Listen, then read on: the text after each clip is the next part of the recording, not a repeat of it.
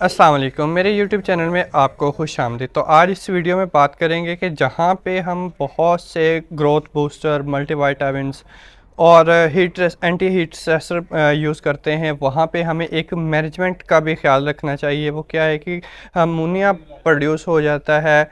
आपको पता है कि जो 25 ppm अमोनिया है वो बर्ड के लिए बियरेबल है।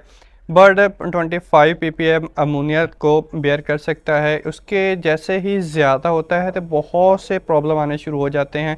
इन प्रॉब्लम में सबसे पहले बर्ड्स की जो इरिटेशन होती है बर्ड्स को, क्योंकि अमोनिया जो होती है वो अल्कलाइन होती है जिसकी पीएच 11 से 13 तक होती है। ठीक है, जब वो मॉइस्चर के साथ मिलता है तो अल्मुनियम बना लेता है। वो एक क्रोसिव, आप समझ लें कि बहुत ज़्यादा क्रोसिव होता है और जो सॉफ्ट टिश्यूज़ होते हैं उनको ये डैमेज करता है। जैसे कि आइज़ के टिश्यूज़ होते हैं, जो आई के अंदर जो सॉफ्ट टिश्यूज़ होते हैं उसको, स्मूथ टिश्यूज़ होते हैं उसको वो डैमेज करता है और इरिटेशन काज करता है। और ये इरिटेशन के साथ है, जब बर्ड इरिटेट होता है, उसको स्ट्रेस में आता है, तो सबसे पहले उसका जो फीड इनटेक है वो कंप्रोमाइज़ होता है। उसका फीड इनटेक कम हो जाता है, वाटर कंजप्शन कम हो जाती है। उसके अलावा बर्ड जो होता है वो उसकी परफॉर्मेंस कम हो जाती है, उसका जो वेट गेन होता है वो कम हो जाता है। तो इन सब चीज़ों को मद्देनज़र रखने के लिए हमें एक मल्टीविटामिन विटामिन सी के साथ हमें अमोनिया का भी ख्याल रखना बहुत ज़रूरी होता है।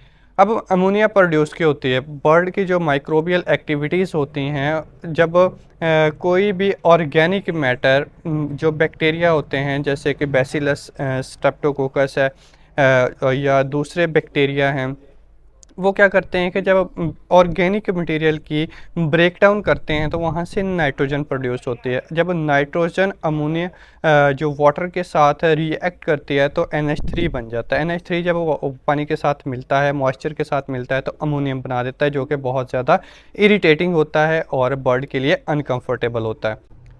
बर्ड का जो फीसेस होते हैं, जो मैन्योर होता है, जो फीड जो डाइजेस्टेड फीड होती है वो जिस्म से बाहर निकलती है, उसके अंदर 80% तक यूरिक एसिड होता है। 10% उसमें आप कह सकते हैं कि अमोनिया ऑलरेडी होता है। 5% तक यूरिया होता है।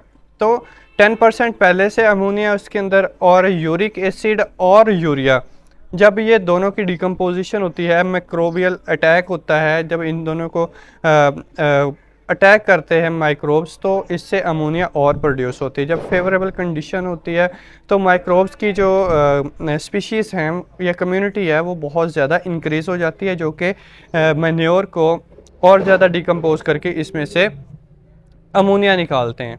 अमोनिया के आपको मैंने नुकसान बताए हैं कि जिससे बहुत ज़्यादा आपके बर्ड्स को अनकंफर्टेबल फील करता है बर्ड, और उसकी जो प्रोडक्शन होती है वो कम हो जाती है। उसके अलावा अमोनिया जो होती है, मैंने आपको बताया है कि ये बहुत ज़्यादा रिएक्टिव होती है और इससे चुभन महसूस होती है। जब बर्ड इसको इनहेल करता है तो इसके जो सीलिया होते हैं वो डैमेज होते हैं, जिससे रेस्पिरेटरी इश्यूज़ बहुत ज़्यादा आ जाते हैं।